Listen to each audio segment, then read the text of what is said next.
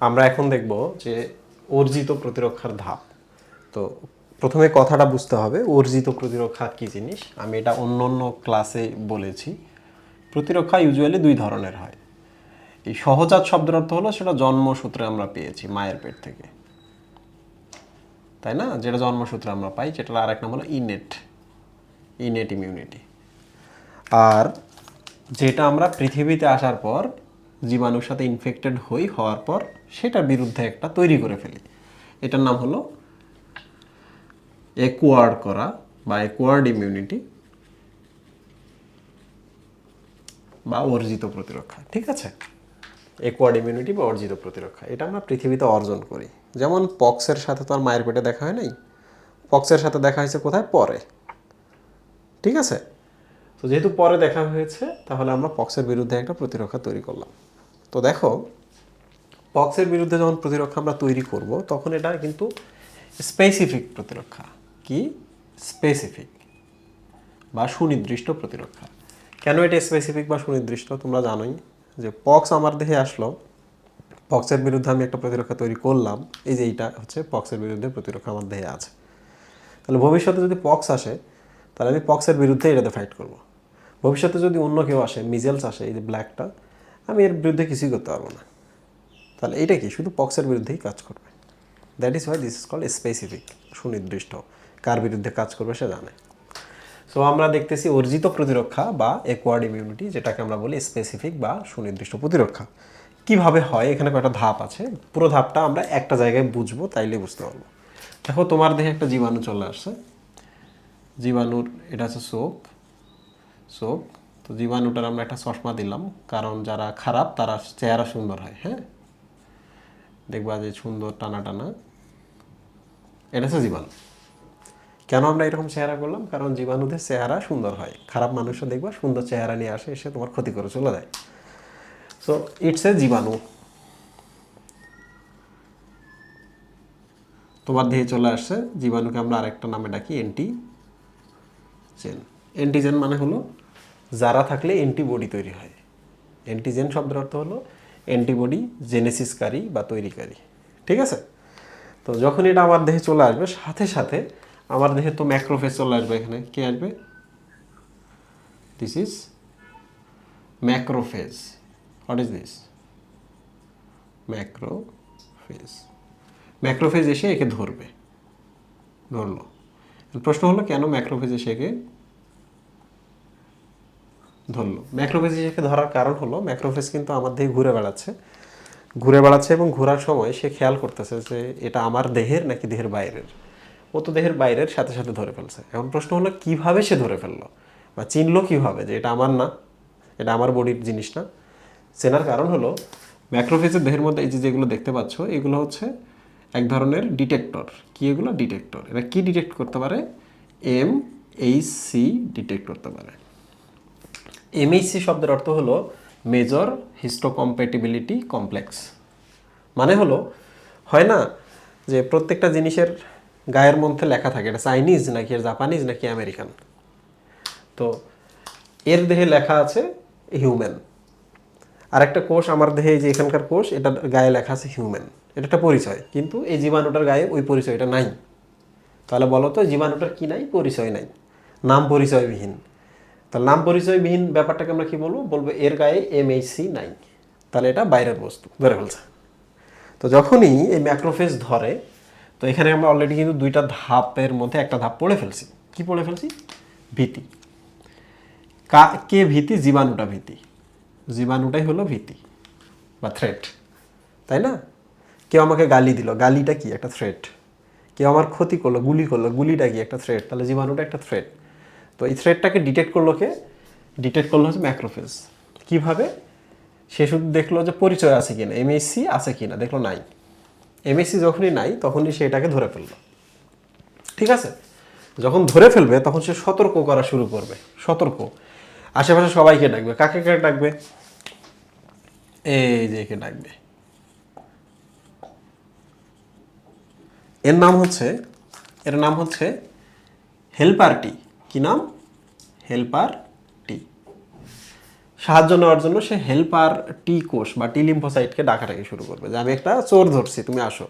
তাহলে বলো তো, ম্যাক্রোফেজ যখন কাউকে ধরে তখন আসে গিয়ে হেল্পার টি আসে সবার আগে, তারপরে বাকি প্রসেসগুলো শুরু হয়ে যায়। তাহলে হেল্পার টিকে আমরা বলতে পারি যে তুমি যেহেতু প্রথমে আসছো, এসে হেল্প করতেছো এবং বাকিদের ডাকতে সাহায্য করছো, তাহলে হেল্পার টিকেই আমরা বলবো সুইচ, মেইন সুইচ। কি বলবো? মেইন সুইচ, অর্জিত প্রতিরক্ষার মেইন সুইচ। প্রশ্ন কিন্তু এটা একটা আসে যে অর্জিত প্রতিরক্ষা যেটা আমরা অর্জন করতেছি, এই প্রতিরক্ষার মেইন সুইচকে তোমরা বলবো হেল্পার টি। কারণ কি, হেল্পার টিকে যদি আমরা ডেকে আনতে পারি, সাহায্যকারীকে যদি আমরা ডেকে আনতে পারি, তাহলে বাকিরা চলে আসবে। তাহলে বলো তো, একটা জীবাণু আমাদের এই জায়গায় আসলো, এটা ম্যাক্রোফেজ, ম্যাক্রোফেজ এসে ধরলো, ধরে সারা দেহে এসে ঘুরে বেড়াবে, কোথায় হেল্পার টি আছে, কোথায় হেল্পার টি আছে, সাহায্য নেওয়ার জন্য। হেল্পার টিকে যখন পায় তখন হেল্পার টিও এর সাথে বাইন্ড করে। হেল্পারটি যখন বাইন্ড করে তাহলে তখনই বাকি প্রসেসগুলো শুরু হয়ে যায়। তাহলে হেল্পারটিকে আমরা বলবো মেইন সুইচ, অর্জিত প্রতিরক্ষার মেইন সুইচ, মানে মেইন সুইচ অন, বাকিরা এখন কাজ শুরু করে দেবে। তো এখানে বলো তো, এই ম্যাক্রোফেজটাকে আমরা কি বলতে পারি? ম্যাক্রোফেজটাকে আমরা রেস্টুরেন্টে যে বেয়ারা আছে সেটা বলতে পারি না, যে সে ঘুরে বেড়াইতেছে, এই যে জীবাণু, জীবাণু কোথায় হেল্পারটি আসো, জীবাণু, আমি ম্যাক্রোফেজ, এটা জীবাণু, আমি হেল্পারটি খুঁজতেছি। তাইলে তুমি আমাকে বলো তো, আমি কি প্রেজেন্টার না? তাহলে ম্যাক্রোফেজ কি? ম্যাক্রোফেজ হলো প্রেজেন্টার, একে বলা হয় এন্টিজেন প্রেজেন্টিং সেল। এই এন্টিজেনটাকে সে প্রেজেন্ট করে ঘুরে বেড়াচ্ছে, সবাইকে দেখায় ঘুরে বেড়াচ্ছে, কোথায় হেল্পারটি, কোথায় হেল্পারটি। তাহলে ম্যাক্রোফেজকে আমরা বলবো এন্টিজেন প্রেজেন্টিং সেল, সে প্রেজেন্ট করতেছে, বেয়ারা। শুধু ম্যাক্রোফেজই এই কাজটা করে তা কিন্তু না, ম্যাক্রোফেজের পাশাপাশি ডেনড্রাইটিক কোষ আছে, ডেনড্রাইটিক কোষ আছে, এমনকি টি লিম্ফোসাইট নিজেও কিন্তু এই কাজটা করে। যতক্ষণ পর্যন্ত হেল্পার টিকে পাচ্ছে না ততক্ষণ পর্যন্ত ম্যাক্রোফেজ বলো, ডেনড্রাইটিক কোষ বলো কিংবা টি কোষ বলো, সবাই জীবাণুটাকে ধরে নিয়ে বেড়ায়, কান ধরে বা কলার ধরে নিয়ে বেড়াচ্ছে, কোথায় হেল্পারটি, কোথায় হেল্পারটি। ওকে, সো হেল্পারটি যখনই পায় তখনই কিন্তু কি হইলো দেখো, সতর্ক করা ডান। এবার হেল্পারটি বাকিদের ডেকে আনবে, কিভাবে? একটা বিপদ সংকেত দিবে, অ্যালার্ম বাজায় দিবে। অ্যালার্ম বাজায় দিলে কি হবে দেখো, আমরা এক কাজ করি, যেই না অ্যালার্ম বাজায় দিবে তখন এই যে দেখো এখানে একটা কোষ আসলো, এই যে একটা এখানে কোষ আসলো, এর নাম হচ্ছে বি লিম্ফোসাইট আর এর নাম হচ্ছে টি লিম্ফোসাইট, অন্যান্য টিগুলো আর কি। এটা অলরেডি কিন্তু একটা টি লিম্ফোসাইট, হেল্পার টিও একটা টি লিম্ফোসাইট, আরও টি লিম্ফোসাইট আসলো, আরও বি লিম্ফোসাইট আসলো, ঠিক আছে? এরা চলে আসলো, এখন দুইজন জীবাণুটাকে হত্যা করার জন্য কাজ করবে, ঘটনা শেষ। এখন টি লিম্ফোসাইট এবং বি লিম্ফোসাইট আসার পর কীভাবে কাজ করে আমরা দেখব। এই টি লিম্ফোসাইটটা কিছু লিম্ফোসাইটের জন্ম দেয়, এদেরকে আমরা বলতে পারি কার্যকর টি, মানে কাজ করবে এরা, কার্যকর টি। তাহলে এগুলো অ্যাকচুয়ালি একে গিয়ে হত্যা করবে, ঠিক আছে? কার্যকর টি, বা আমরা আরও বলতে পারি যে সেলগুলো উৎপন্ন করতেছে, এগুলোর নাম হচ্ছে সাইটোটক্সিক টি। সাইটোটক্সিক টি, এই সাইটোটক্সিক মানে কি? সাইটো বলতে হচ্ছে কোষটা, কোন কোষ? জীবাণু কোষ। টক্সিক মানে হচ্ছে বিষাক্ত। তাহলে এই যে কোষগুলো দেখতে হচ্ছে সিটি, সাইটোটক্সিক, সাইটোটক্সিক, এরা হচ্ছে বিষাক্ত। বলতো কার জন্য বিষাক্ত? জীবাণুটার জন্য বিষাক্ত। তাহলে এরা কি করবে? টি কোষটা কি করবে? সাইটোটক্সিক কোষ, ইফেক্টর টি কোষ বা কার্যকর টি কোষ জন্ম দিবে এবং এরা করবে কি? কাজ করবে। এরা কাজ করবে, কি কাজ করবে? হয়তোবা এই যে সাইটোটক্সিক টি এর জন্ম দিবে, হয়তোবা সাইটোটক্সিক টি এর জন্ম দিবে। এই সাইটোটক্সিক টি কোষগুলো কি করবে? জীবাণুকে বিষক্রিয়ায় মেরে ফেলবে, জীবাণুকে বিষক্রিয়ায় মেরে ফেলে, বিষক্রিয়ায় মেরে ফেলে। আমি আরও সহজ করে এই জায়গায় দিচ্ছি। টি কোষটা কী করলো দেখো, এই যে সাইটোটক্সিক তৈরি করলো, সাইটোটক্সিক, এই সাইটোটক্সিক এই যে বিষ তৈরি করলো, এই বিষগুলো এসে মেরে ফেলবে, ঠিক আছে? তাহলে দেখো এই যে দেখো প্রতিরক্ষা তৈরি হচ্ছে, কি তৈরি হচ্ছে? প্রতিরক্ষা তৈরি হচ্ছে, রাইট? আচ্ছা, ভেরি গুড। তাহলে প্রশ্ন হলো বি কোষটা কী করে? তাহলে আমরা এখানে বি কোষের ছবি অ্যাড করি। বি কোষটা একটা সেল তৈরি করে, অনেক সেল তৈরি করে, ক্লোন এগুলো হচ্ছে প্লাজমা সেল, প্লাজমা সেল। ওকে, আমি এখানে লিখি দে আর প্লাজমা কোষ। এই প্লাজমা কোষগুলো কি করে জানো? এই যে এইরকম তৈরি করে অ্যান্টিবডি।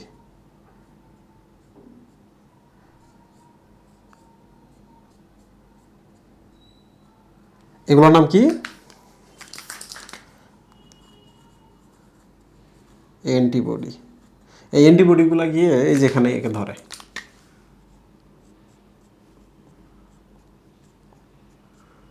হয় না যে আমরা যদি কোনো পশু জবাই করি, কোরবানি দিই, তখন আমরা পশুটাকে জোর করে ধরে ফেলি না, এরকম করে জাপটায় ধরি, তখন বাকিরা কাজ করতে পারে। লাইক দ্যাট বি কোষ প্লাজমা কোষ তৈরি করে, এখানে দিই প্লাজমা কোষ তৈরি করে। প্লাজমা কোষ কী করে? এই যে এরকম তৈরি করে অ্যান্টিবডি।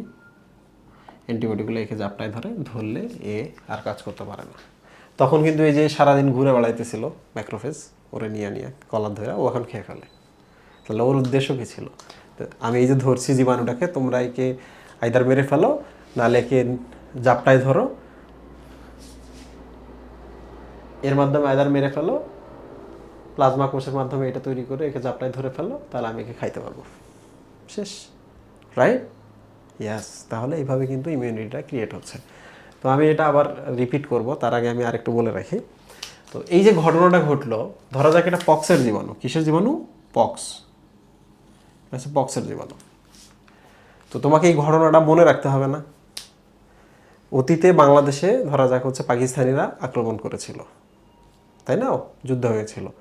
তো তোমাকে তো এটা লিখে রাখতে হবে যে এরপরে যদি পাকিস্তানিরা আসে, আমরা জানি পাকিস্তানিদের দুর্বলতা কী কী। তাহলে আমরা ওই আগের ইতিহাসটা ব্যবহার করে এদেরকে আবার নতুন করে হারাইতে পারবো। কিভাবে? পাকিস্তানিরা বৃষ্টি ভয় পায়, পাকিস্তানিরা নদীতে ভয় পায়, কারণ পাকিস্তানের এক ধরনের, বাংলাদেশের এক ধরনের হিস্ট্রি, তাই না? সো যেটা করতে হবে, শুধুমাত্র জীবাণু হত্যাকারী সাইটোটক্সিক টি বানানো যাবে না, কিছু মেমোরি ক্রিয়েট করতে হবে। মেমোরিটি শুধু যে বি কোষটা প্লাজমা কোষ তৈরি করে অ্যান্টিবডি তৈরি করে একে ধরবে তা না, সাথে কিছু মেমোরি ক্রিয়েট করতে হবে। তাহলে দেখো, এরা যে শুধু সাইটোটক্সিক টি তৈরি করে, এরা যে শুধু প্লাজমা কোষ তৈরি করে তা না, এরা কি করে? মেমোরি ক্রিয়েট করে, মেমোরি বা স্মৃতিকোষ। তাহলে ভবিষ্যতে যদি এ আবার আসে, এই যে দেখো আবার আসে,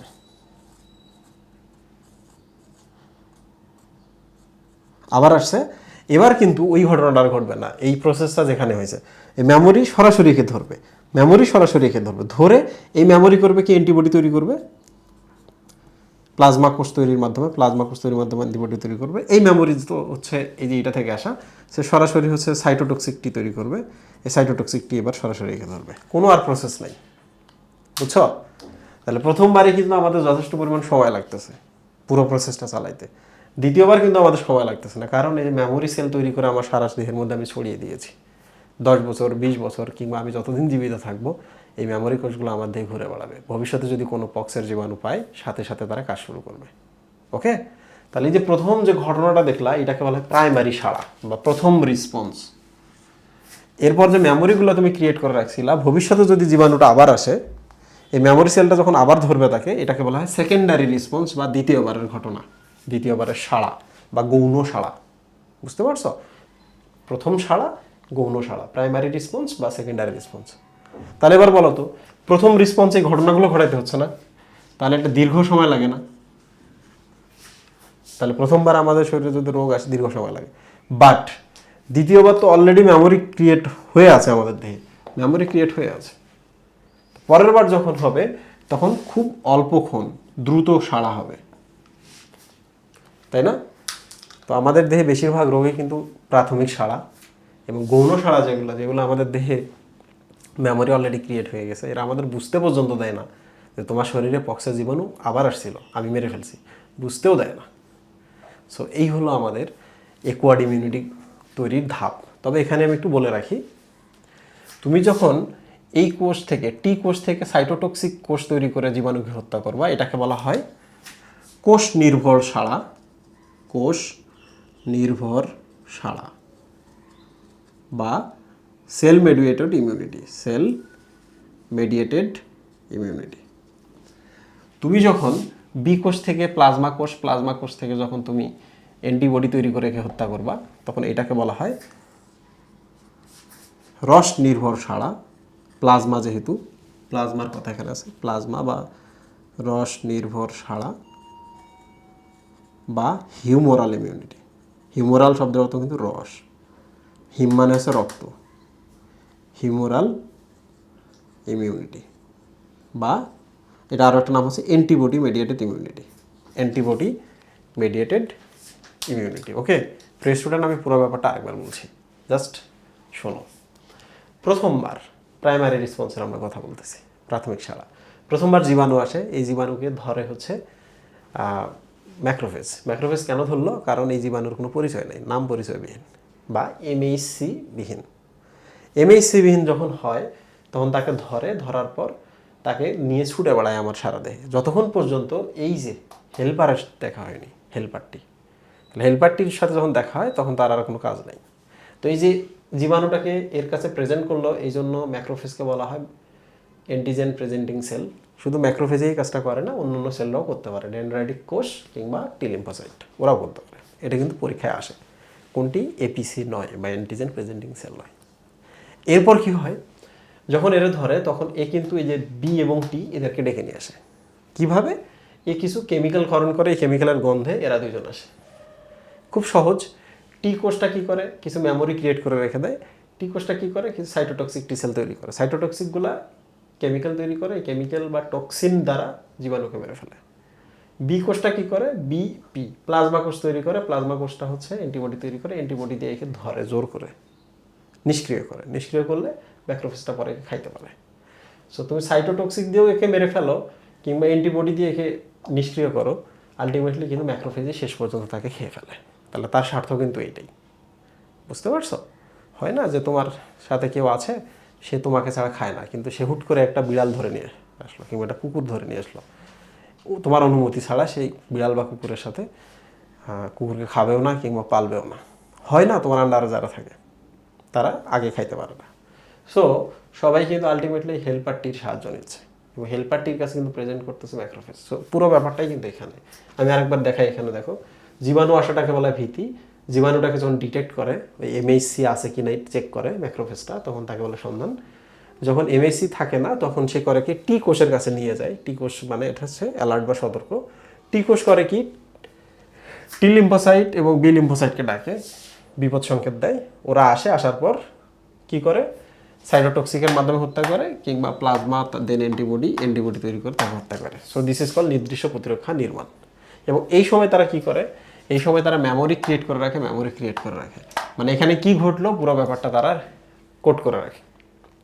কে আসছিল, তাকে হত্যা করলো, ব্যাপারটা কোড করে রাখে। নেক্সট টাইমে যদি আসে তখন এই যে অতন্ত্র প্রহরা বা কন্টিনিউয়াস সার্ভিলেন্স, আজীবনের জন্য সে তোমার শরীরে সেট হয়ে থাকে। আজীবন বলতে এমন না, 10 বছর পর এটা মেমোরিগুলো নষ্ট হয়ে যেতে পারে, তখন আবার আসলে আবার রোগ হইতে পারে। অনেকের হয় কি, মেমোরি সেল ক্রিয়েট হইলেও ইনইফেক্টিভ মেমোরি সেল ক্রিয়েট হয়, এই জন্য দেখবা 2 বা 3 বার করে তাদের পক্স হইতেছে, একই রোগ বারবার হইতেছে, এমন হয়। সো এই ছিল আমাদের অর্জিত প্রতিরক্ষার ধাপ। মানে এই পুরো ব্যাপারটা আমার দেহ নিজে অর্জন করলো কাজ করে, তাই না? সো দিস ইজ অর্জিত প্রতিরক্ষার ধাপ। আশা করছি সবাই বুঝতে পেরেছেন। সবাইকে ধন্যবাদ। আল্লাহ হাফিজ।